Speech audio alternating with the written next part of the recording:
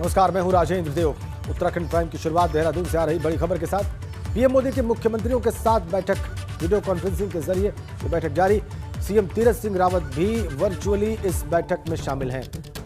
प्रदेश के 3 जिलों में कोविड संक्रमण पर मंथन हुआ। 9 राज्यों के 46 जिलाधिकारी इस बैठक में वर्चुअली शामिल हुए। देहरादून, उधम सिंह नगर और नैनीताल को लेकर मंथन चल रहा है इस वर्चुअल मीटिंग में। मुख्यमंत्री तीरथ सिंह रावत भी इसमें शामिल हैं, वर्चुअली कनेक्टेड हैं। 3 जिलों के जिलाधिकारी भी उत्तराखंड के जुड़े हुए हैं और प्रधानमंत्री की यह बैठक चल रही है।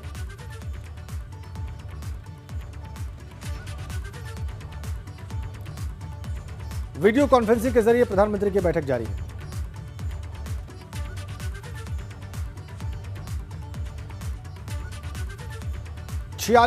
देश के 46 जिलों के जिलाधिकारी भी इस बैठक में शामिल हैं। इसमें उत्तराखंड के 3 जिलों के जिलाधिकारी शामिल हैं। मुख्यमंत्री तीरथ सिंह रावत वर्चुअली शामिल हैं इस बैठक में।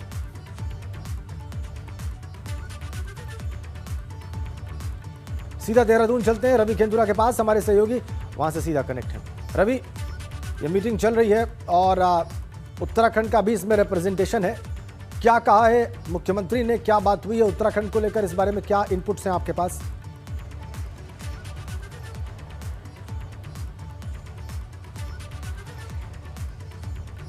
जी राजेंद्र, देखिए बहुत महत्वपूर्ण बैठक है। मुख्यमंत्री वर्चुअली जुड़े हुए हैं प्रधानमंत्री नरेंद्र मोदी के साथ और सबसे खास बात यह है कि 3 जिले इसमें लिए गए हैं, देहरादून, उधम सिंह नगर और नैनीताल।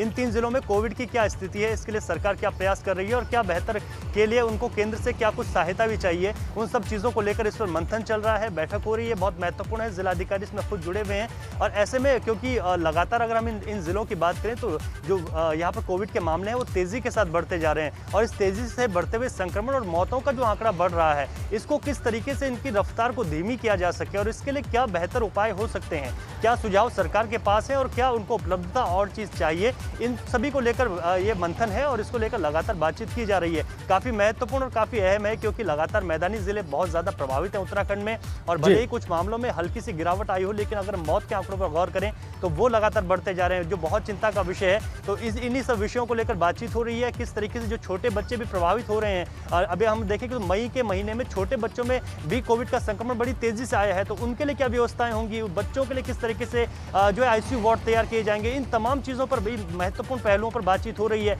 इसको लेकर बढ़िया निष्कर्ष निकलेगा और कोविड के मामलों की रफ्तार धीमी हो सकेगी। एक सख्ती के साथ कुछ और आदेश और कुछ और निर्देश आएंगे जिनका पालन करना होगा। ये चीज़ सब अभी देखी जा रही है। जी राजीव। ठीक है, बहुत बहुत धन्यवाद आपका रवि इन जानकारियों के लिए। हमारे साथ वैसे आप बने रहिए, हम आपसे आगे भी अपडेट लेंगे। प्रधानमंत्री ने इस बैठक में क्या कहा है, इस बीच में पहले आपको वो दिखा देते हैं। हमारे देश में जितने जिले हैं उतनी ही अलग अलग चुनौतियां भी हैं। एक तरह से हर जिले के अपने अलग चैलेंजेस हैं। आप अपने जिले के चैलेंजेस को बहुत बेहतर तरीके से समझते हैं और इसलिए जब आपका जिला अगर जीतता है तो मतलब देश जीतता है। जब आपका जिला कोरोना को हराता है तो देश कोरोना को हराता है। और इसलिए जिले का मिजाज, गांव गांव में एक मैसेज कि मेरा गांव मैं कोरोना मुक्त रखूंगा, मेरे गांव में मैं कोरोना को प्रवेश नहीं करने दूंगा। मैं साथियों कहना चाहूंगा कि कोरोना के खिलाफ इस युद्ध में आप सब लोग एक बहुत महत्वपूर्ण भूमिका में हैं। आप एक तरह से इस युद्ध के फील्ड कमांडर हैं। जैसा कि किसी भी युद्ध में होता है, फील्ड कमांडर बड़ी योजना को मूर्त रूप देता है, जमीन पर उस लड़ाई को लड़ता है, परिस्थिति के अनुसार निर्णय लेता है। आप सब भारत की इस लड़ाई के महत्वपूर्ण फील्ड कमांडर्स के रूप में आज नेतृत्व संभाल रहे हैं। और इस वायरस के खिलाफ हमारे हथियार क्या है? हमारे हथियार हैं local containment zone, aggressive testing और लोगों तक सही और पूरी जानकारी, हॉस्पिटल्स में कितने बेड्स उपलब्ध हैं, कहां उपलब्ध हैं, ये जानकारी आसानी से उपलब्ध होने पर लोगों की सहूलियत बढ़ती है। इसी तरह काला बाजारी पर लगाम हो, ऐसे लोगों पर सख्त कार्रवाई हो, या फ्रंटलाइन वर्कर्स का मोरल हाई रखकर उन्हें मोबिलाइज करना हो। एक फील्ड कमांडर के रूप में आपके प्रयास पूरे जिले को मजबूती देते हैं। देखा आपने कैसे प्रधानमंत्री ने जिलाधिकारियों को फील्ड कमांडर बताया इस लड़ाई में कोरोना के खिलाफ। बड़ी खबर है, उत्तराखंड में 45 साल से ज्यादा उम्र वालों के वैक्सीनेशन अभियान में थोड़ी कमी आई और ये कहना है प्रदेश के डीजी हेल्थ का। उनका कहना है कि कल केंद्र से वैक्सीन की 1 लाख डोजेज उत्तराखंड पहुंची हैं और जरूरत के हिसाब से बहुत कम वैक्सीन ही मुहैया हो पाई। यहां पर आपको बताएं कि इस तरह की खबर भी आई थी कि प्रदेश में 45 साल से ज्यादा उम्र के लोगों की वैक्सीन खत्म हो गई। साथ साथ 18 साल से ज्यादा उम्र के लोगों को लगने वाली वैक्सीन भी कम ही बची है। रवि खेंतुरा के पास चलते हैं देहरादून, वो हमें बताएंगे कि असलियत क्या है, जमीन पर स्थिति क्या है। डीजी हेल्थ कितना सच कह रहे हैं रवि, और क्या स्थिति है जमीन पर?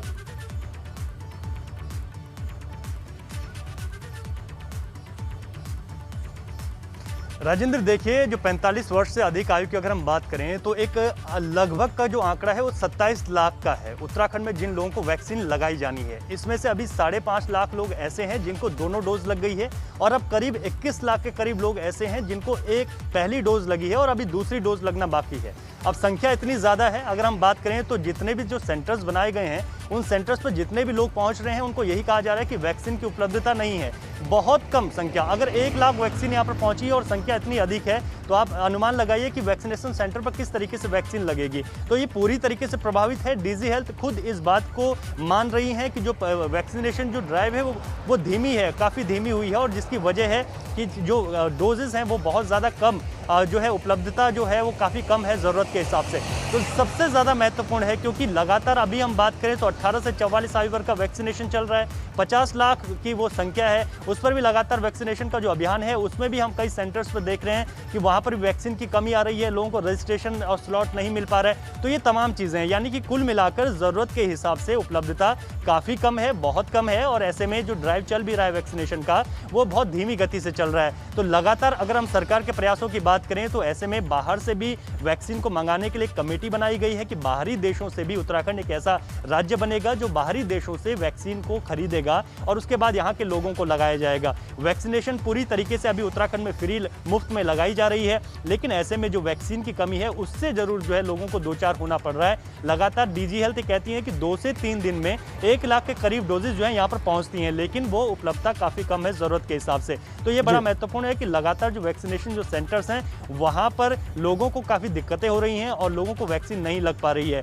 इस ऐसे ही 18 से 44 आयु वर्ग के लोगों को भी एक दिक्कत बड़ी सामने आई है कि इनको स्लॉट नहीं मिल पा रहा है, जिसकी वजह है क्योंकि वैक्सीन नहीं है, ऐसे में स्लॉट नहीं मिल पा रहा है। तो ये बहुत महत्वपूर्ण चीज़ें हैं क्योंकि सिर्फ एक हथियार, सिर्फ एक उम्मीद लोगों के पास है कि वैक्सीन लग सके और इसके संक्रमण का एक सुरक्षा कवच लोगों को मिल सके, लेकिन उसी सुरक्षा कवच की जो कमी है वो लोगों को डरा रही है, भयभीत कर रही है। हालांकि लोग अभी पेशेंस बनाए हुए हैं कि वैक्सीन आएगी और उनको भी मौका मिल सकेगा। जी राज, बहुत बहुत धन्यवाद आपका रवि खेंतुरा इन जानकारियों के लिए। आपने बताया कि वैक्सीन की कमी महसूस की जा रही है और वैक्सीनेशन का ड्राइव इसी वजह से बहुत धीमा है उत्तराखंड में। आगे बढ़ते हैं, अब बात करते हैं प्रदेश में कोरोना के बढ़ते कहर की। पिछले 24 घंटों में उत्तराखंड में कोरोना के 3719 नए मामले सामने आए, जबकि 24 घंटों में कोरोना से 136 लोगों की जान भी गई। उत्तराखंड में एक्टिव केसेस की अगर बात करें तो यहां पर 78,608 एक्टिव केसेस हैं। कुल कोरोना का आंकड़ा 2,91,005 हो गया है और कुल 5,034 लोगों की कोरोना से मौत हुई। टॉप 10 अपडेट्स हम आपको दे रहे हैं उत्तराखंड में कोरोना की स्थिति की। उत्तरकाशी में 229 नए मामले, टिहरी में 299, बागेश्वर में 46, नैनीताल में 106, अल्मोड़ा में 200, पिथौरागढ़ में 180, उधमसिंह नगर में 410 और रुद्रप्रयाग में 226 तो उत्तराखंड में कोरोना के बढ़ते मामलों को देखते हुए प्रदेश सरकार ने कोविड कर्फ्यू को 1 हफ्ते के लिए आगे बढ़ा दिया। यानी अब प्रदेश में 25 मई तक कोविड कर्फ्यू रहेगा। सरकार का मानना है कि कोरोना की चेन तोड़ने के लिए 14 दिनों का वक्त जरूरी है और इसीलिए जब दूसरे फेज का कोविड कर्फ्यू लागू होगा तो कोरोना के आंकड़ों में गिरावट देखने को मिलेगी। दूसरे फेज का कोविड कर्फ्यू लागू होने पर शादियों में भी शामिल होने वाले सभी लोगों को कोरोना की RT-PCR नेगेटिव रिपोर्ट लाना आवश्यक होगा। जरूरत पड़ने पर ई पास भी लागू किया जाए। डेथ कम न होने के पीछे कारण ये है कि अभी जो लोग एडमिट हुए थे, आपने देखा ज्यादातर लोग गंभीर स्थिति में जाने के बाद अस्पताल जा रहे हैं और गंभीर स्थिति के बाद रिकवरी की संभावनाएं कम हो जाती है। यही कारण है कि इसीलिए बार बार हम अपील कर रहे हैं कि समय रहते हुए सब लोग अपना टेस्ट करा दें ताकि अगर कोविड हो तो उसका तत्काल इलाज का प्रारंभ कर दिया जाए। उत्तर प्रदेश में बढ़ते कोरोना संक्रमण को देखते हुए अब बाहरी राज्यों से लोग कम ही उत्तराखंड आ रहे हैं। वहीं नारसन बॉर्डर पर अभी भी लोगों को बिना जांच के एंट्री नहीं दी जा रही। ज्यादातर वो लोग हैं जो हरिद्वार में अस्थि विसर्जन के लिए जा रहे हैं और ऐसे में ज्वाइंट मजिस्ट्रेट रुड़की का कहना है कि बॉर्डर पर अस्थि विसर्जन वालों के लिए अलग से काउंटर बनाया गया है और साथ साथ टेस्टिंग और रजिस्ट्रेशन की व्यवस्था भी बॉर्डर पर ही की गई है और उसके लिए पुलिस और प्रशासन की टीम तैनात की गई है जिससे लोगों को किसी परेशानी का सामना न करना पड़े। बॉर्डर पे विभिन्न काउंटर्स बना करके अस्थि विसर्जन के लिए सेपरेट काउंटर है और हरिद्वार जनपद में आने वाले यात्रियों के लिए सभी अन्य जो हमारे डिस्ट्रिक्ट्स हैं उनमें भी आने वाले यात्रियों के लिए पृथक से काउंटर्स बनाकर टेस्टिंग की व्यवस्था भी की गई है, सैम्पलिंग की। और बॉर्डर पे यही प्रयास किया जा रहा है कि रजिस्ट्रेशन प्रत्येक व्यक्ति का सुनिश्चित किया जाए। उसके लिए जो भी आवश्यक सहयोग चाहिए, जिनको जानकारी जो डिसेमिनेट की जानी है उसका व्यवस्था की गई है। PA सिस्टम के माध्यम से जो राजस्व की, शिक्षकों की और पुलिस बल तैनात है वो सभी आने वाले यात्रियों की मदद कर उनको जागरूक कर रहे हैं। और एक बड़ी खबर, लक्सर पुलिस को बड़ी कामयाबी मिली है। अवैध खनन कर रहे 3 वाहनों को लक्सर पुलिस ने पकड़ लिया है। रामपुर राय घाटी के पास नीलधारा गंगा में अवैध खनन कर रहे थे 3 ट्रैक्टर ट्रॉली में सामान भरा हुआ। RBM पुलिस ने 3 ट्रैक्टर ट्रॉली को सीज कर दिया है। ड्राइवर जो फरार हैं उनकी तलाश में पुलिस जुटी हुई है। लक्सर पुलिस को कामयाबी, अवैध खनन के खिलाफ 3 ट्रैक्टर ट्रॉलियां सीज। लक्सर पुलिस के द्वारा ड्राइवर्स की तलाश कर रही है पुलिस।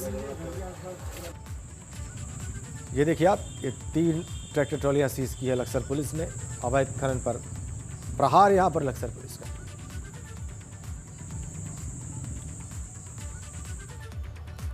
प्रदेश में कोरोना के बढ़ते मामलों को देखते हुए वन मंत्री डॉक्टर हरक सिंह रावत ने प्रदेश के स्वास्थ्य महकमे को व्यक्तिगत रूप से 500 सिलेंडर्स दिए हैं। इनमें 150 सिलेंडर पौड़ी और रुद्रप्रयाग जिले के अस्पतालों को दिए गए। इसी कड़ी में वन मंत्री डॉक्टर हरक सिंह रावत की ओर से 60 सिलेंडर कोटद्वार बेस अस्पताल को दिए गए, जिन्हें अस्पताल के CMS डॉक्टर काला ने रिसीव किया। हमें इस वक्त बहुत सख्त ज़रूरत है ऑक्सीजन सिलेंडरों की। जैसे कि हम देख रहे थे, हम प्रतिदिन जो है 30-30 सिलेंडर भरवा रहे थे। हमने रिक्वेस्ट किया था माननीय मंत्री जी ने से कि हमें इसकी ज़रूरत है, तो उन्होंने अभी जो है हमको 60 सिलेंडर दिए हैं और ये निसंदेह हमारे जो है मरीजों की सेवा में हित में कार्य करने हेतु एक बड़ा अचीवमेंट रहेगी। और अब खबर गैरसैंण से। भारतीय जनता पार्टी की राष्ट्रीय मीडिया टीम के सदस्य और पूर्व प्रदेश प्रवक्ता सतीश लखेड़ा ने बताया कि राज्यसभा सांसद अनिल बलूनी ने उत्तराखंड को ऑक्सीजन कंसंट्रेटर की एक बड़ी खेप भेजी। सतीश लखेड़ा ने सांसद बलूनी से अनुरोध किया था कि कर्णप्रयाग, गैरसैंण और चौकुटिया स्वास्थ्य केंद्रों के लिए भी ऑक्सीजन कंसंट्रेटर दिए जाएं ताकि कोरोना काल के बाद भी भविष्य में भी वो कंसंट्रेटर मरीजों के काम आ सकें। सांसद बलूनी ने दुर्गम क्षेत्रों की जन समस्या को देखते हुए और स्वास्थ्य सुविधाओं के उच्चीकरण के लिए 10 कंसंट्रेटर कर्णप्रयाग के सिमली सेंटर, 5 गैरसैंण अस्पताल और 5 कंसंट्रेटर चौकुटिया अस्पताल को भेज दिए। सतीश लखेड़ा राष्ट्रीय मीडिया टीम में सदस्य हैं और उनके द्वारा प्रयास करके माननीय अनिल बलूनी के से गैरसैंण सामुदायिक स्वास्थ्य केंद्र के लिए, कर्णप्रयाग उप जिला चिकित्सालय के लिए, चौकुटिया सामुदायिक स्वास्थ्य केंद्र के लिए, रानीखेत सामुदायिक स्वास्थ्य केंद्र के लिए ये ऑक्सीजन उपकरण उपलब्ध कराए गए हैं। इसके लिए इस क्षेत्र की जनता, इस जनपद की जनता माननीय अनिल बलूनी जी की बहुत बहुत हमको धन्यवाद करती है। बड़ी खबर, रुड़की में कोरोना का कहर जारी। जी हां, लिब्बरहेड़ी गांव में बढ़ रहा है मौत का आंकड़ा। लिब्बरहेड़ी गांव को कंटेनमेंट जोन बना दिया गया है। लिब्बरहेड़ी गांव में मौत का आंकड़ा बढ़ा तो उसे कंटेनमेंट जोन में कन्वर्ट करना पड़ा। विनीत हमारे सहयोगी वहां से हमारे साथ हैं। विनीत, ये अचानक संक्रमण के ऊपर जाने का कारण?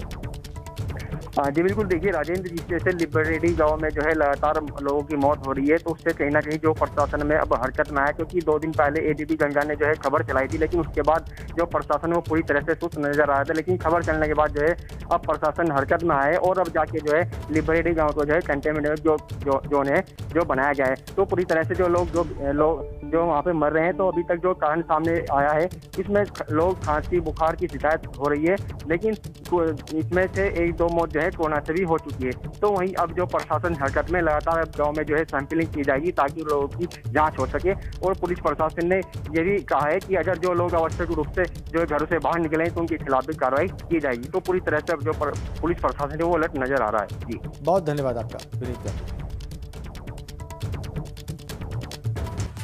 चलिए खबरों में आगे बढ़ते हैं। रानीखेत में जिला प्रशासन और कुमाऊं रेजिमेंट सेंटर के सहयोग से 50 बेड्स का कोविड अस्पताल बनाया गया।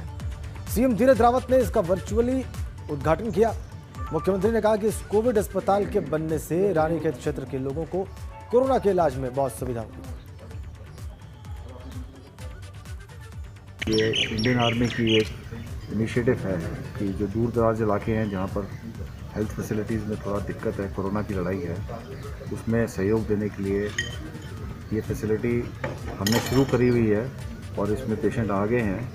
बेसिकली अल्मोड़ा डिस्ट्रिक्ट में अल्मोड़ा बेस हॉस्पिटल के अलावा बाकी जगहों में फैसिलिटी नहीं थी, तो इंडियन आर्मी ने एक इनिशिएटिव लिया कि यहाँ पर रानीखेत में एक कोविड केयर सेंटर बनाया जाए जो इंटरमीडिएट कोविड केयर के लिए फैसिलिटी हो, ताकि जो अल्मोड़ा पे लोड है उसमें थोड़ी कमी हो। तो बद्रीनाथ धाम के कपाट आज सुबह 4:15 पर खोल दिए गए। कोरोना महामारी के कारण इस बार आम श्रद्धालुओं को 4 धाम के दर्शनों की इजाजत नहीं और इसीलिए मंदिरों को कपाट भी उनके सादगी के साथ खोले गए। इससे पहले 17 मई को सुबह 5 बजे केदारनाथ धाम के कपाट खोले। 15 मई को सुबह 7:31 पर गंगोत्री धाम के कपाट खोले गए। इसके अलावा 14 मई को अक्षय तृतीया के मौके पर दोपहर 12:15 पर यमुनोत्री धाम के कपाट खोले गए थे। इन सभी धामों में कोरोना के कारण श्रद्धालुओं को फिलहाल आने की अनुमति नहीं है। और आपको ये भी बताएं कि कोरोना के चलते 4 धाम यात्रा भी बंद है। हालांकि रोजाना पूजा अर्चना चलती रहेगी। सभी धामों में पूजा पाठ से जुड़े लोगों को अंदर जाने की अनुमति रहेगी।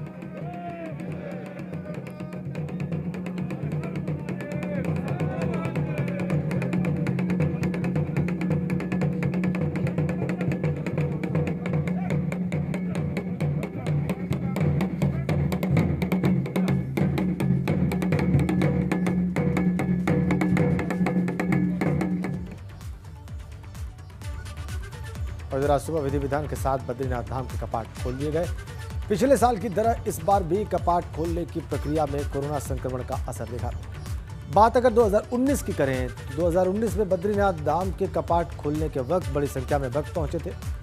2020 में कोरोना संक्रमण ने भारत में पांव पसारने शुरू किए और इसका असर आस्था पर भी पड़ा। 2020 में जब बद्रीनाथ धाम के कपाट खोले गए थे तो संक्रमण की वजह से आम लोगों को जाने की इजाजत नहीं मिली थी। ऐसा ही कुछ इस वर्ष भी दिखाई दिया। इस बार भी केवल पुरोहितों और प्रशासन के कुछ लोग ही कपाट खोलने के दौरान वहां पर मौजूद थे।